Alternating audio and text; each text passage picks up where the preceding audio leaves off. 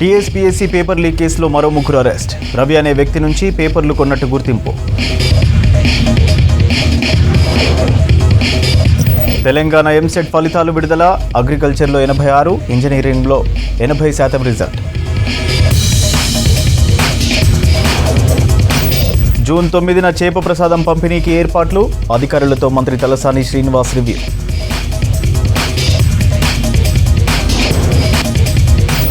కేంద్రం ఆధ్వర్యంలో రాష్ట్ర అవతరణ దినోత్సవాలు. గోల్కొండ కోటలో ఘనంగా చేస్తామన్న కిషన్ రెడ్డి.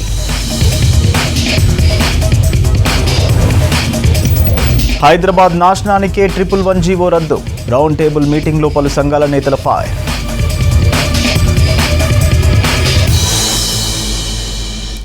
తెలంగాణ ఎంసెట్ ఫలితాలు విడుదలయ్యాయి. విద్యాశాఖ మంత్రి సబితా ఇంద్రారెడ్డి ఫలితాలు విడుదల చేశారు. ఎంసెట్ ఫలితాల్లో ఇంజనీరింగ్ విభాగంలో మొత్తం 80.33%, అగ్రికల్చర్, మెడికల్ విభాగాల్లో 86.34% మంది విద్యార్థులు అర్హత సాధించినట్లు మంత్రి తెలిపారు. మరో 2-3 రోజులలోపు ఎంసెట్ కౌన్సిలింగ్ షెడ్యూల్ విడుదల చేస్తామన్నారు మంత్రి.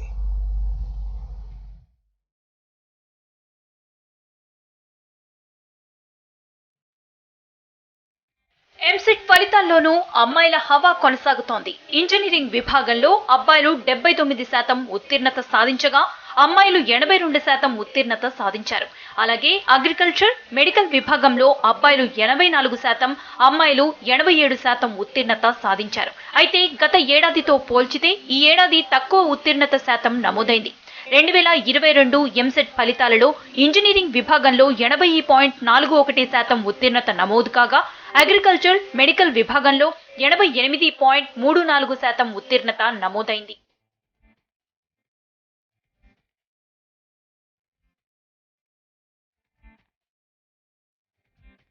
ఈసారి ఎంసెట్ ఫలితాల్లో ఆంధ్ర విద్యార్థులే టాప్ ర్యాంకులు సాధించారు.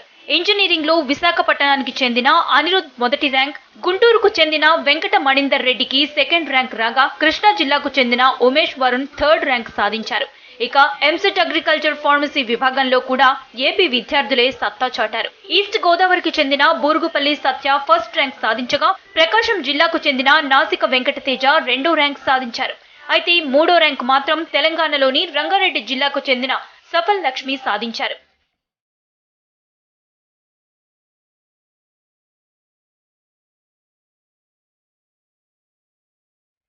ఈ సంవత్సరం షార్ట్ టైంలోనే ఎంసెట్ ఫలితాలు విడుదల చేశామన్నారు మంత్రి సబితా ఇంద్రారెడ్డి. ఎంసెట్ పరీక్ష సాఫీగా జరిగేలా సహకరించిన అన్ని డిపార్ట్మెంట్స్ కు ప్రత్యేక ధన్యవాదాలు తెలిపారు. ఎంసెట్ ఫలితాల సందర్భంగా సివిల్స్ లో విజయం సాధించిన రాష్ట్ర అభ్యర్థులకు ప్రత్యేక అభినందనలు తెలిపారు. ఎంసెట్ లో తక్కువ మార్కులు వచ్చిన విద్యార్థులు అధైర్యపడద్దన్నారు మంత్రి సబిత. ఈ సంవత్సరం నుంచి ఇంటర్ వెయిటేజ్ మార్కులను ఎంసెట్ లో తొలగించింది ప్రభుత్వం. 1,96,275 మంది ఎగ్జామ్స్ రాస్తే 1,56,879 మంది ఉత్తీర్ణత సాధించడం జరిగింది. అంటే 80% దీంట్లో ఉత్తీర్ణత సాధించడం జరిగింది. వారందరికీ కంగ్రాచులేషన్స్ చెప్తూ, దీంట్లో ఓవరాల్గా ఇంజనీరింగ్ వింగ్లో ఇప్పుడు మనం చెప్తున్నట్టు 80% ఉత్తీర్ణత సాధిస్తే అగ్రికల్చర్లో 86% సాధించడం జరిగింది.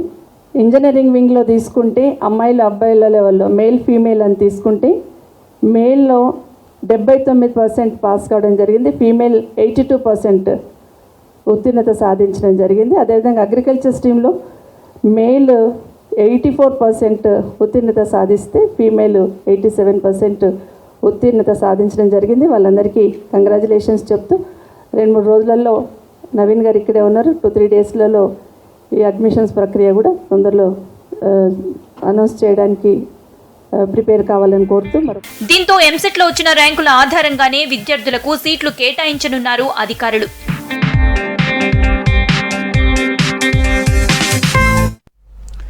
జూన్ 9 నుంచి నాంపల్లి ఎగ్జిబిషన్ గ్రౌండ్లో చేప ప్రసాదం పంపిణీ జరుగుతుందన్నారు మంత్రి తలసాని శ్రీనివాస్ యాదవ్. 175 ఏళ్లుగా మృగశిర కార్తె రోజే చేప ప్రసాదం పంపిణీ జరుగుతుందని చెప్పారు. ఈ ఏడాది 5 నుంచి 7 లక్షల మంది పబ్లిక్ వస్తారని అంచనా ఉందన్నారు. సాధారణ క్యూలైన్తో పాటు వృద్ధులు, వికలాంగులకు ప్రత్యేక కౌంటర్లు ఏర్పాటు చేస్తామన్నారు. చేప ప్రసాదం పంపిణీ ఏర్పాట్లపై బత్తిన హరినాథ్ కుటుంబ సభ్యులు వివిధ శాఖల ఉన్నతాధికారులతో సమీక్ష సమావేశం నిర్వహించారు మంత్రి తలసాని. చేప ప్రసాదం మీద నమ్మకం ఉన్నటువంటి వాళ్ళు, ఆరోగ్యపరమైనటువంటి సమస్యలను దూరం చేసుకునే వాళ్ళు లక్షలాదిగా ఈ ప్రాంతానికి రావడం, మన రాష్ట్రమే కాకుండా దేశం విదేశాల నుంచి కూడా మరి వస్తున్నటువంటి సందర్భం మీకు అందరికీ తెలిసిందే. అయితే దీంట్లో ప్రధానమైనటువంటి భూమిక పోలీస్ డిపార్ట్మెంట్ ఉంటుంది. గతంలో మనం వాళ్ళ కౌంటర్లు ఎన్నిస్తాం, ఈసారి కొన్ని కౌంటర్లు పెంచుకున్నాం. రెండోది చేప ప్రసాదం తీసుకున్న తర్వాత ఏదైతే కార్తీ మందాన్ని దానికి 2 కౌంటర్లు పెడతారు. కానీ ఆ వచ్చిన వాళ్ళు ఏంటంటే ఇష్టానుసారం ఏదో తీసుకోపోదాం ప్రసాదం ఇచ్చినట్టు ఆడ మీద పడిపోయి మళ్ళీ రిటర్న్ రావడం ఇటువంటివి వస్తున్నాయి. రెండోది క్యూ లైన్లు పెట్టేటప్పుడు మనకి ఎన్ని బ్యారికేడింగ్ అవసరం ఉన్నాయి, ఆ బ్యారికేడు R&B వాళ్ళతో మాట్లాడుకుని ఒకటి మార్నింగ్ 8 o'clock స్టార్ట్ చేస్తాం. నైట్ ఏ రాత్రి అయితే తెలియదు 2 గంటలు. రెండోది లైటింగ్ అంతా 3 days బిఫోర్ ఉండాలి. ఎందుకంటే జిల్లాల నుంచి వేరియస్ స్టేట్స్ నుంచి వచ్చే వాళ్ళు 2-3 days ముందే వస్తారు. కల్వకుంట్ల కుటుంబం అవినీతి అరాచకాలు చేస్తుందన్నారు కేంద్ర మంత్రి కిషన్ రెడ్డి. కేసీఆర్ తెలంగాణలో డబ్బు సంపాదించి ఇతర రాష్ట్రాల్లో పంచుతున్నారని ఆరోపించారు. కుటుంబ పాలనను అంతం చేసేందుకు ప్రజలు సిద్ధంగా ఉన్నారని చెప్పారు. సికింద్రాబాద్లోని క్లాసిక్ గార్డెన్లో సికింద్రాబాద్, హైదరాబాద్ సెంట్రల్ జిల్లాల కార్యవర్గ సమావేశాన్ని నిర్వహించారు. 9 ఏళ్లలో ప్రధాని మోడీ సాధించిన విజయాలను ప్రతి ఇంటికి తీసుకెళ్లాలన్నారు నేతలు. పార్టీలన్నీ కలిసి ఒక కూటమిగా ఏర్పడి ఏ ప్రభుత్వం వచ్చినా ఈరోజు కాంగ్రెస్ పార్టీ కానీ మిగతా పార్టీలు కానీ 2-3 నెలల ప్రభుత్వాలే ఉంటాయి. వెళ్ళని రాష్ట్రం అంటూ లేదు. ఏం చెప్పొచ్చాడు? ఈరోజు నరేంద్ర మోడీ గారిని గద్దించాలి, మీకు ఎంత డబ్బు అయినా నేను ఇస్తాను, మీ పార్టీకి పార్లమెంట్ ఎలక్షన్స్లో డబ్బు నా బాధ్యత కాబట్టి నరేంద్ర మోడీ గారిని గద్దించాలి. ఈ దేశంలో తెలంగాణలో దోపిడీ చేసినటువంటి డబ్బును, అక్రమంగా సంపాదించినటువంటి వేల కోట్ల రూపాయలను దేశమంతా రాజకీయ నాయకులకు పంపిణీ చేయడం కోసము టీఆర్ఎస్ అంటే బాగుండదు కాబట్టి బీఆర్ఎస్ అని చెప్పి ఏదో ఉద్ధరిస్తున్నామని చెప్పి ఈరోజు ఆ డబ్బును పంపిణీ చేసేటువంటి కార్యక్రమం చేస్తాం. ప్రపంచంలో అన్నిట్లా తక్కువ పెట్రోల్ ధరలు అంటే మన భారతదేశంలో. కొన్ని దేశాలలో మనకంటే తక్కువ ఉన్నాయి. అవేవి ఆయిల్ ప్రొడ్యూసింగ్ కంట్రీస్. సౌదీ అరేబియాలో భూముల నుంచి పెట్రోల్ వెళ్తుంది. నువ్వు ఎక్కడన్నా చూసుకో, జర్మనీ చూసుకో, యూకే చూసుకో, ఎక్కడన్నా పాకిస్తాన్ చూసుకో, శ్రీలంక చూసుకో, ఆఫ్రికా దేశం చూసుకో, జపాన్ చూసుకో, అన్నిట్లో తక్కువ పెట్రోల్ ధర ఉన్నది. అది వాస్తవాలు, కానీ ప్రచారం మనకు వ్యతిరేకంగా. అందుకే ఈ ఫోకస్ వచ్చే నెల ఆ దుష్ప్రచారం తీసేయాలి. మనము నిజంగా ప్రజలకు చైతన్యం తీసుకురావాలి. ఏంటంటే అసలుకు అభివృద్ధి అవుతుందంటే మోడీ గారి వల్ల, బీజేపీ ప్రభుత్వం వల్ల. 10 నుంచి 5వ ర్యాంకింగ్కు దొరికినా, లేకుంటే ఫాస్టెస్ట్ గ్రోయింగ్ ఎకానమీ అయినా, లేకుంటే అన్నింటిలో ఎక్కువ 5 ఇంతలు ఎక్కువ రోజుకి 1 కిలోమీటర్లు హైవేలు వచ్చినా, ఇవన్నీ కూడా మోడీ గారు. పొట్టకూటి కోసం కూలి పనులు చేసేందుకు వచ్చిన ఓ మహిళ తన 3 ఏళ్ల చిన్నారిని కోల్పోయింది. సెల్లార్ నీడలో బిడ్డను నిద్రపుచ్చితే అదే శాశ్వత నిద్ర అయింది. నిర్లక్ష్య డ్రైవింగ్కు తన కూతురిని కోల్పోయింది. హయత్ నగర్లోని లెక్చరర్స్ కాలనీలో ఈ ఘటన జరిగింది. తమకు న్యాయం చేయాలని వేడుకుంటున్నారు పాప పేరెంట్స్.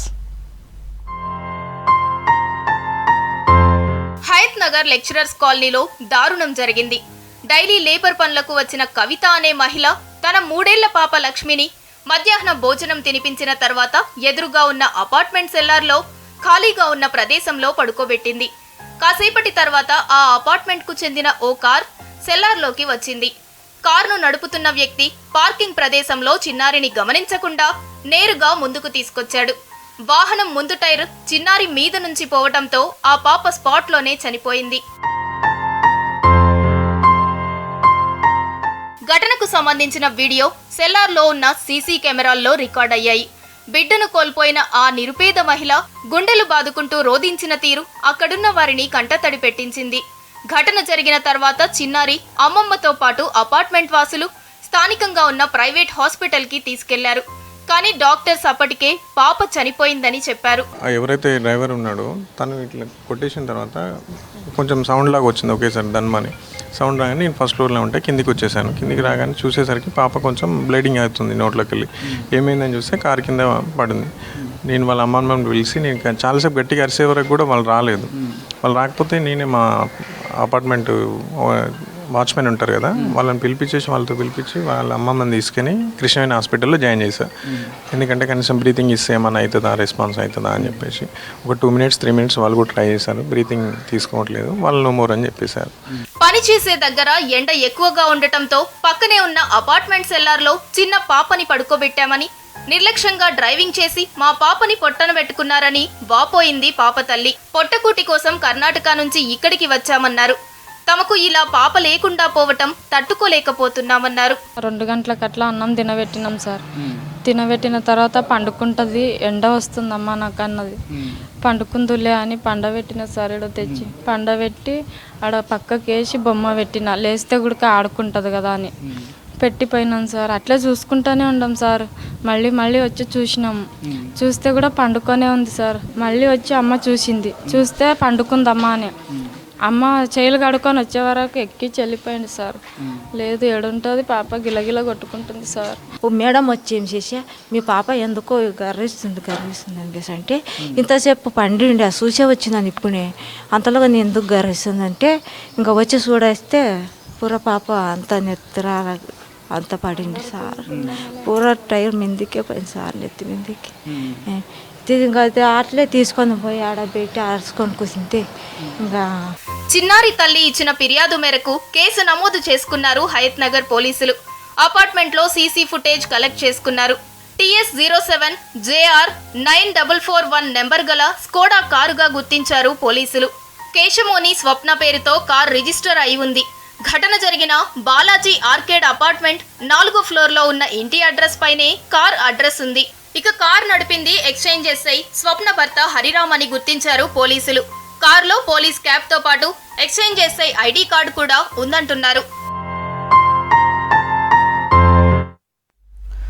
రంగారెడ్డి జిల్లా బండ్లగూడ పరిధిలో ఆర్టీసీ బస్సు బీభత్సం సృష్టించింది. షాదాన్ కాలేజ్ సమీపంలో రోడ్డు పక్కన వాహనాల్ని ఢీకొంటూ ఆర్టీసీ బస్సు దూసుకెళ్లింది. బస్సు మీదకు వస్తుండటంతో రోడ్డు పక్కన నిలిచిన వారు ప్రాణాలు అరచేతిలో పెట్టుకుని పరుగులు తీశారు. బస్సు ఢీకొన్న ఘటనలో 2 కార్లు సహా 3 బైకులు ధ్వంసమయ్యాయి. బస్సు ర్యాష్ డ్రైవింగ్ పై మండిపడ్డ స్థానికులు డ్రైవర్పై దాడికి యత్నించారు. డ్రైవర్ మితిమీరిన వేగమే యాక్సిడెంట్కు కారణమని పోలీసులు చెబుతున్నారు.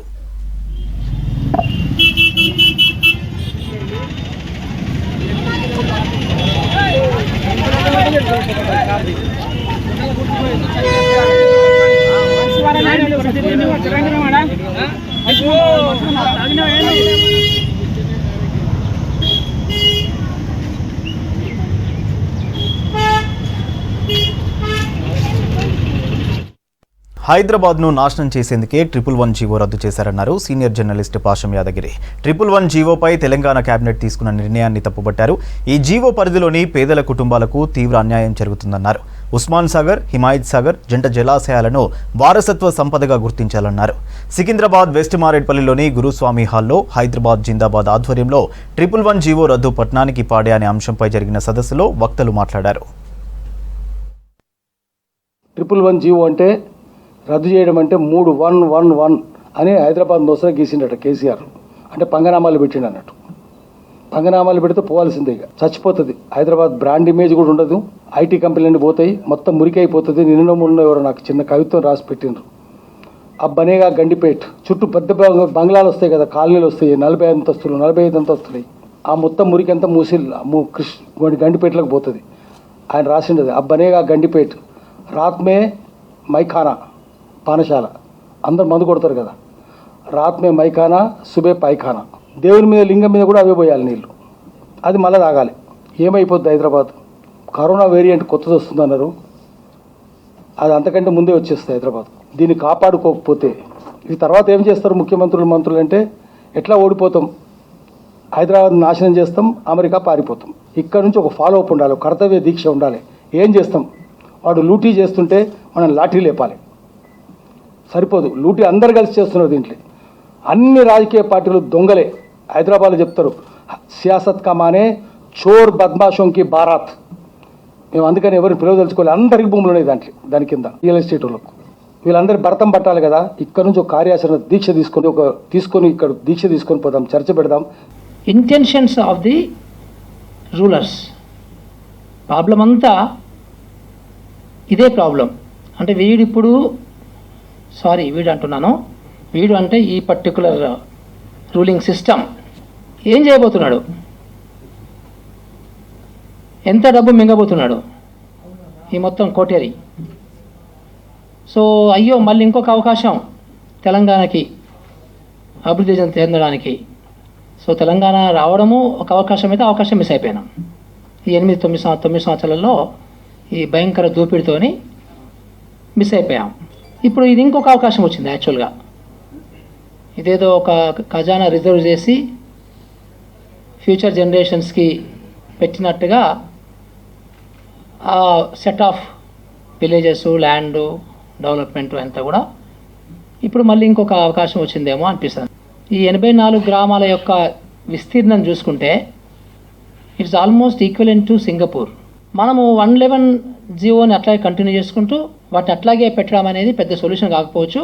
అది ఎవరు ఒప్పుకోరు. రేపు ఇక్కడ ఉన్న వాళ్ళలో ఎవరు చీఫ్ మినిస్టర్ అయినా కానీ with lot of intense to develop Telangana మనం కూడా ఒప్పుకోం దాన్ని. ఇష్యూ అంతా ఛాలెంజ్ అంతా ఏంటంటే how better you use this particular wealth for the development of Telangana without compromise any environmental pollution. ఇక్కడ ఈ గవర్నమెంట్ ఏమి దృష్టిలోకి తీసుకోలేదంటే కార్పెట్ గుంజేస్తే అక్కడ ఉన్న ఆర్డర్కి ఏమి కాదు.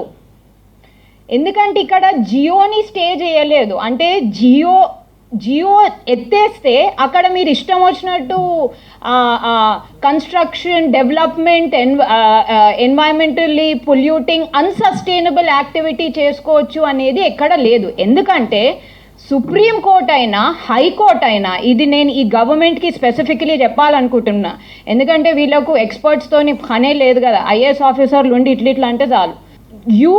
The stay is on the activity in that 10 kilometer radius. మీరు ఆ యాక్టివిటీని జియో 111 అంటారా, 123 అంటారా, 234 అంటారా, 69 అంటారా, 81 అంటారా, నంబర్లతోని సంబంధం లేదు. Activity is under stay. Supreme Court, the highest court of this country, constitutionally has given an order. Mr. KCR and his contemporaries and cohorts are ఈ cabinet decision is in contempt of that order. Telugu భాష ఖ్యాతిని ఖండాంతరాలు చాటిన మహనీయుడు ఎన్టీఆర్ అని కొనియాడారు మాజీ ఉపరాష్ట్రపతి వెంకయ్యనాయుడు. హైదరాబాద్ నాంపల్లిలోని తెలుగు యూనివర్సిటీలో ఎన్టీఆర్ శత జయంతి మహోత్సవాల ముగింపు సభ ఘనంగా జరిగింది.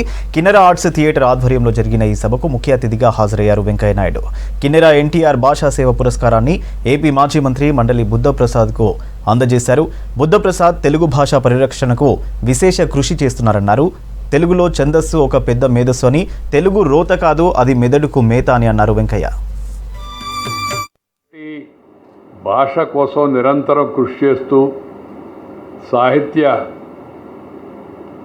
అభిలాషిగా సాహిత్యాన్ని, మన భాషను ప్రజల్లో నిరంతరం తిరిగి ప్రచారం చేస్తున్నట్టు యొక్క శ్రీ మండలి బుద్ధప్రసాద్ గారికి ఈ యొక్క నిజంగా ఈ అవార్డు ఇవ్వడం చాలా చాలా ముదాహం అని చెప్పి నేను భావిస్తున్నాను.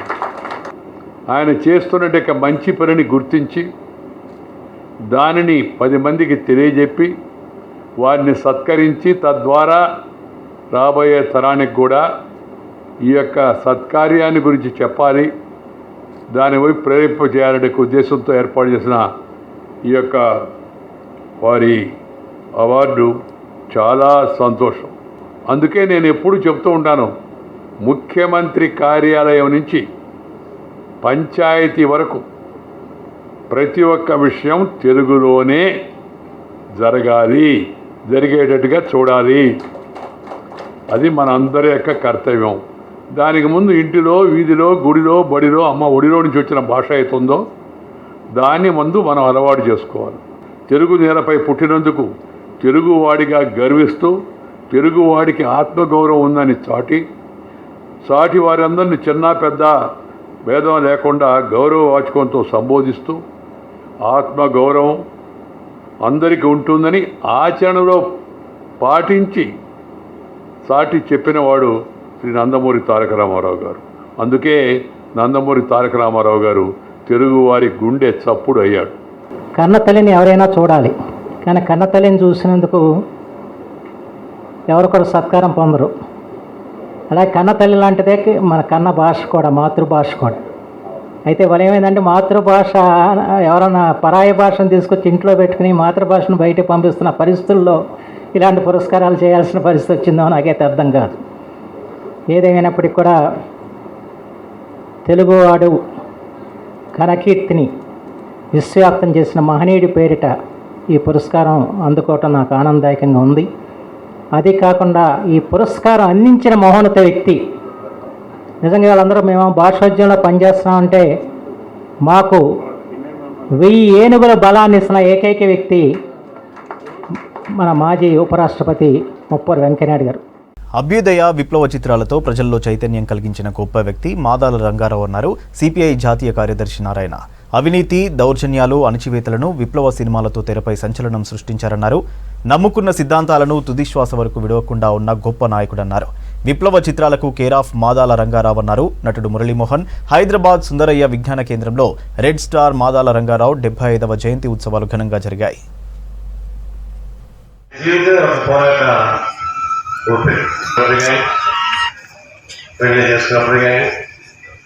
తన కళారంగంలో తన ప్రాముఖ్యతని ప్రదర్శించడం కానీ ఎప్పుడు పోరాట దిశగానే ఆయన ఉన్నారు.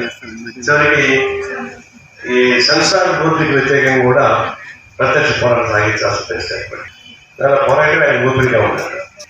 మొత్తం 4 సినిమాలు నేను చేశానండి రంగారావు దగ్గర. తను అనుకున్న పాలసీనే చేశారు తప్ప మంచి హిట్స్ వచ్చింది. ఈ హిట్స్ వచ్చిన తర్వాత చాలా మంది నిర్మాతలు వచ్చి మా సినిమాలో చేయండి, మా సినిమా చేయండి, ఎంత రెమ్యూనరేషన్గా ఉందని ఇస్తామని చెప్పి వచ్చి అడిగితే నేను ఈ సినిమాలు, ఈ కమర్షియల్ సినిమాలు నేను చేయను అన్నాడు. రంగారావు చేయబోయా, మంచి అవకాశం వచ్చింది ఏదో చేస్తే బాగుంటుందంటే ప్రజలు మీరు చేసేదంతా సెల్యూలాయిడ్ వేస్ట్ చేస్తున్నారు తప్ప ప్రజలకు ఉపయోగించే సినిమాలు కానీ సినిమాలు ఈ సినిమాకి ఇలా తీయాలి. యూపీఎస్సీ ఫలితాలలో ప్రజ్ఞ ఐఏఎస్ అకాడమీ నుంచి 73 మంది విద్యార్థులు ర్యాంకులు సాధించినట్లు తెలిపారు అకాడమీ గ్రూప్స్ చైర్మన్ తేజస్వరూప్. తమ అభ్యర్థులు ఆల్ ఇండియా మొదటి, 2వ ర్యాంకులు సాధించారన్నారు.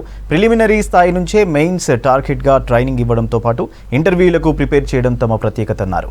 ఏటా సివిల్స్ ఫలితాల్లో ఎంతో మంది తమ అకాడమీ నుంచి ర్యాంకులను సాధిస్తున్నారని చెప్పారు. యూపీఎస్సీ ఇంటర్వ్యూ బోర్డు మాజీ సభ్యులతో తమ ఇన్స్టిట్యూషన్లో చదువుకునే అభ్యర్థులకు శిక్షణ, గైడెన్స్ ఇస్తున్నామన్నారు తేజస్వరూప్. క్లాసెస్ అయిన తర్వాత extra time night early morning 4 గంటలకి 5 గంటలకు క్లాసెస్ పెట్టి, లేకపోతే నైట్ 7:30 8 గంటలకు స్టార్ట్ చేసి కంటిన్యూగా డే అండ్ నైట్ క్లాసెస్ పెడుతూ వాళ్ళకు మెయిన్స్ ఆన్సర్ రైటింగ్ ఎట్లా రాయాలి, ప్రతి ఒక్కరికి విషయం పైన, దేశ విషయాలపైన కానీ, మన సమాజానికి సంబంధించిన విషయాలపైన కానీ, అంతర్జాతీయ విషయాలపైన కూడా ఎటువంటి ఒపీనియన్స్, అభిప్రాయాన్ని ఎట్లా డెవలప్ చేసుకోవాలి, దాన్ని నిర్ణీత సమయంలో ఎట్లా ఆన్సర్లో రాయాలి అనే దీనిపైన ఎక్కువ ఫోకస్ పెట్టాం ఇండియాలో. అందుకే ఇది ఇయర్ కాదండి, లాస్ట్ 4-5 ఏళ్ళ నుంచి కూడా ఇయర్ ఎక్కువ ఫోకస్ పెట్టాం. రిజల్ట్ అనేది లాస్ట్ ఇయర్ వచ్చింది, అంతకుముందు వచ్చింది, ప్రతి ఇయర్ వచ్చింది. కానీ ఫస్ట్ ర్యాంక్, సెకండ్ ర్యాంక్ రావడం అనేది మేము కూడా ఊహించలేదు. వచ్చినందుకు దేవుడికి కానీ, ప్రతి ఒక్కరు ప్రయత్నించిన ఫ్యామిలీ మెంబర్స్ కానీ ప్రతి ఒక్కరికి కూడా చాలా ఇట్స్ ఏ గాడ్ బ్లెస్సింగ్ అన్నమాట. మేడ్చల్ జిల్లా గట్కేసర్ పిఎస్ పరిధిలో చోరీలకు పాల్పడుతున్న అంతర్రాష్ట్ర దొంగను అరెస్ట్ చేశారు ఎస్ఓటీ పోలీసులు. నిందితుడు గంగాధర్పై గతంలో 42 కేసులున్నాయని తెలిపారు డీసీపీ గిరిధర్. చిన్నతనం నుంచి జులాయిగా తిరుగుతూ దొంగతనాలకు పాల్పడేవాడన్నారు. తాళాలు వేసి ఉన్న ఇంటిని రెక్కీ చేసి చోరీ చేసేవాడని చెప్పారు. నిందితుడి నుంచి 13 లక్షల విలువ చేసే 16 తులాలకు పైగా బంగారు ఆభరణాలు, 3,48,000 నగదు స్వాధీనం చేసుకున్నామని తెలిపారు. నిందితుడిని రిమాండ్కు తరలించామన్నారు డీసీపీ. రాములు అని ఆయన కంప్లైంట్ ఏమి ఇచ్చారంటే, మేము చర్చికి వెళ్ళిన టైంలో మా ఇంట్లో దొంగతనం జరిగింది, మా తాళం పగలగొట్టి 21 తులాల బంగారం మరియు ఒక 5 లక్షల రూపాయల క్యాష్ దొంగలు ఎత్తుకెళ్ళారని కంప్లైంట్ వచ్చింది. దాని మీద మేము కొంత నిఘా పెట్టి ఇన్ఫర్మేషన్ తీసుకుంటా వర్క్ చేస్తుంటే ఈరోజు మాకు పొద్దున 6 గంటల సమయంలో మళ్ళీ దొంగతనం చేసేందుకు ఎక్విప్మెంట్ తీసుకొని డిపిఎస్ స్కూల్ గట్కేసర్ దగ్గర ఒక వ్యక్తి సంచరిస్తుంటే అనుమానపడి మా పెట్రోలింగ్ వెహికల్స్ అతన్ని సెర్చ్ చేస్తే మన ఈ ద్వారకా నగర్లో గట్కేసర్లో కూడా డే టైంలో దొంగతనం చేశానని చెప్పాడు. మేము మళ్ళీ ఇంకా పరిశీలనగా అడిగితే ఆయన రాత్రిపూట నేను దొంగతనాలు నేను డే టైంలో చేస్తానని చెప్పడం, తర్వాత తను ఎక్కడ చేశాననేది మాకు చూపెట్టడం, తర్వాత క్రైమ్ సీన్ రీకన్స్ట్రక్ట్ చేయడం ఇవన్నీ చేయడంలో భాగస్వామ్యం వహించి ఈ కేసు కంప్లీట్గా ఇన్వెస్టిగేషన్ పూర్తి చేయడం జరిగింది.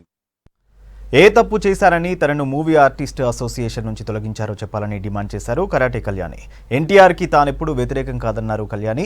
కృష్ణుని రూపంలో ఉన్న ఎన్టీఆర్ విగ్రహం పెట్టొద్దని చెప్పారన్నారు. దేవుని రూపంలో ఉన్న ఎన్టీఆర్ విగ్రహం పెడితే భవిష్యత్ జనరేషన్పై ప్రభావం ఉంటుందన్నారు. సస్పెన్షన్పై తన తరఫు న్యాయవాదితో వివరణ ఇప్పించారని తెలిపారు. నా వివరణపై మీటింగ్ ఏర్పాటు చేసుకుని మా అసోసియేషన్ నుంచి తనను తొలగించారని మండిపడ్డారు కళ్యాణి.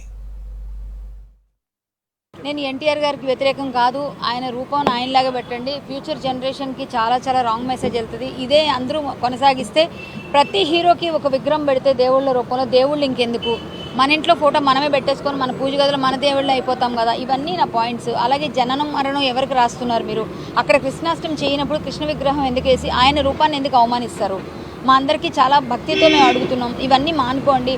అంతేకాకుండా అక్కడ ఎవరైనా అసాంఘిక కార్యకలాపాలు చేసి ఏదన్నా విరిగినా కూడా అప్పుడు మళ్ళీ దేవుడికి అన్యాయం జరిగింది అంటారు. ఆ రూపానికి కదా విలువ. మీరు అది మానేయండి అని అడిగినందుకు మీరు అసోసియేషన్ నుంచి ఇలా మాట్లాడకూడదు అని నాకు షోకాజ్ నోటీస్ ఇచ్చారు.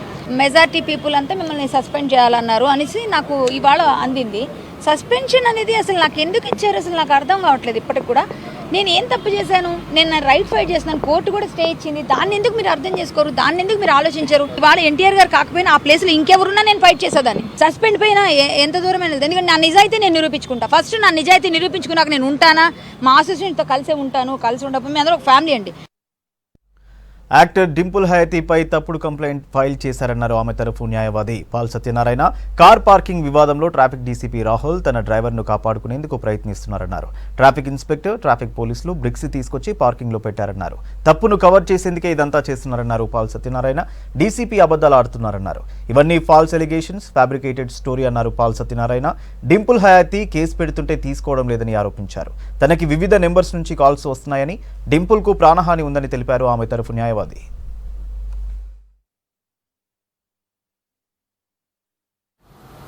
ఈ ఫుటేజ్ ఎవరి దగ్గర లేదు. మీ దగ్గర ఫుటేజ్ ఉంటే నేను రిక్వెస్ట్ చేస్తున్నా, లేకుంటే పోలీసు వాళ్ళు ఈ ఫుటేజ్ తీసుకొచ్చి they should make it public.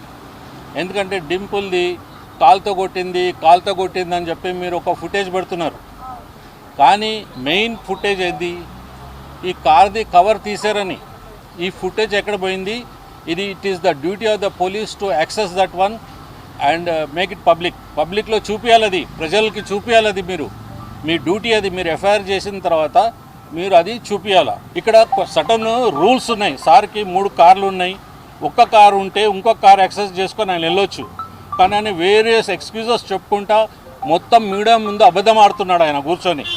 Being a DCP IPS officer, ఆయన వితౌట్ ఎనీ షేమ్ ఆయన అబద్ధం ఆడుతున్నాడు. ఎందుకు అబద్ధం ఆడుతున్నాడు అంటే ఈయన కవర్ చేసుకోనికి వాళ్ళ డ్రైవర్ని ప్రొజెక్ట్ చేసి ముందు పెట్టిండు. ప్రజా సమస్యలపై జీహెచ్ఎంసీ వినతులు తీసుకోవడం మానేసి 3 ఏళ్లైంది. కరోనా పేరుతో ప్రతి సోమవారం జరిగే ప్రజావాణిని నిలిపివేశారు బల్దియా ఉన్నతాధికారులు. 1.5 కోటి మందికి పైగా పౌర సేవలు అందించే బల్దియా ప్రధాన కార్యాలయంలో ప్రజావాణి ఎందుకు నిలిపివేశారు? ప్రజా సమస్యలు అధికారులకు పట్టవా?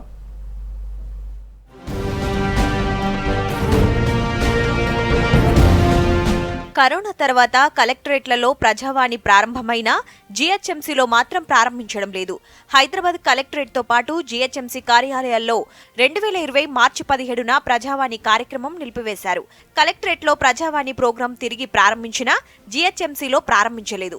3 ఏళ్లుగా ఆసర పింఛన్లు, రేషన్ కార్డుల సమస్య, భూ సమస్యలతో పాటు తదితర ప్రాబ్లమ్స్తో ఎంతో మంది బల్దియా కార్యాలయానికి వచ్చి వెళ్తున్నారు. జీహెచ్ఎంసీ ఆఫీస్కి సమస్యలను చెప్పుకుందామని వస్తున్న వారిలో కొందరిని లోపలికి కూడా అనుమతించడం లేదు. కరోనాకి ముందు ప్రతి సోమవారం జీహెచ్ఎంసీ ఆఫీసుల్లో ప్రజావాణి నిర్వహించి ప్రజల నుంచి వచ్చిన ఫిర్యాదులపై విచారించి బాధితులకు అధికారులు న్యాయం చేసేవారు. అక్కడే ఉన్నతాధికారులు కూడా అందుబాటులో ఉండడంతో కొన్ని సమస్యలకు తక్షణమే పరిష్కారం లభించేది.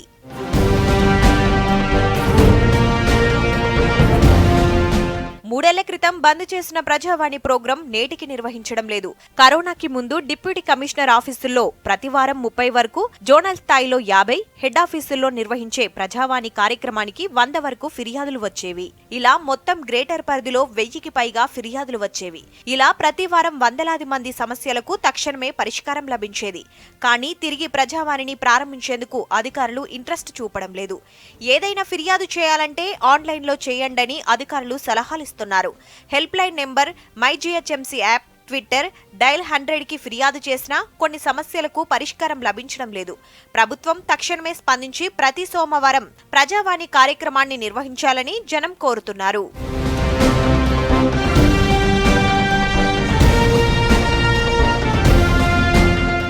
పక్కనే ఉన్న మేడ్చల్ జిల్లాలో గతేడాది నుంచి ప్రతి సోమవారం ప్రజావాణి నిర్వహిస్తున్నారు. గత వారం నుంచి హైదరాబాద్ తో పాటు రంగారెడ్డి జిల్లా కలెక్టరేట్ లో ఈ ప్రోగ్రాం తిరిగి ప్రారంభమైంది. బల్దియాలో మాత్రం ప్రారంభించేందుకు అధికారులు ఇంట్రెస్ట్ చూపడం లేదు.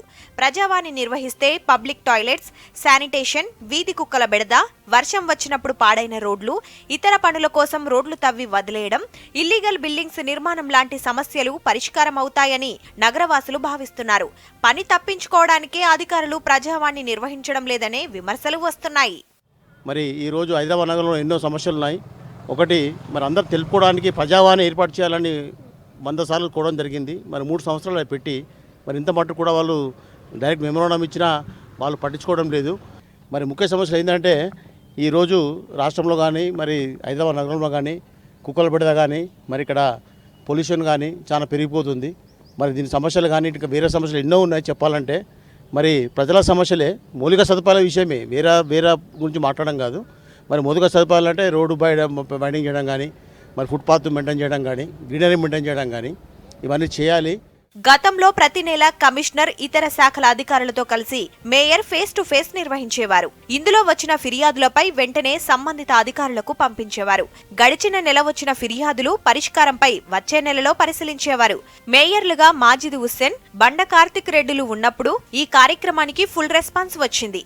ఆ తర్వాత బొంతు రామ్మోహన్ కూడా కొన్నాళ్లు నిర్వహించినప్పటికీ కరోనాకి ముందే నిలిపేశారు. మేయర్ చొరవ తీసుకుని వెంటనే ఫేస్ టు ఫేస్ ప్రారంభించాలని నగరవాసులు కోరుతున్నారు. గతంలో ప్రజావాణి నిర్వహించిన సమయంలో ప్రతి వారం వందలాది సమస్యలకు తక్షణమే పరిష్కారం లభించేది. దీంతో ప్రజావాణికి ఆదరణ పెరిగింది. కరోనాతో ప్రోగ్రాం నిలిపివేయడంతో ప్రజలు ఇబ్బందులు పడుతున్నారు. ఎంతో ఉపయోగమున్న ఈ కార్యక్రమాన్ని తిరిగి ప్రారంభించాలని కోరుతున్నారు నగరవాసులు. ఇవి హమారా Hyderabad updates. Keep watching V6 news.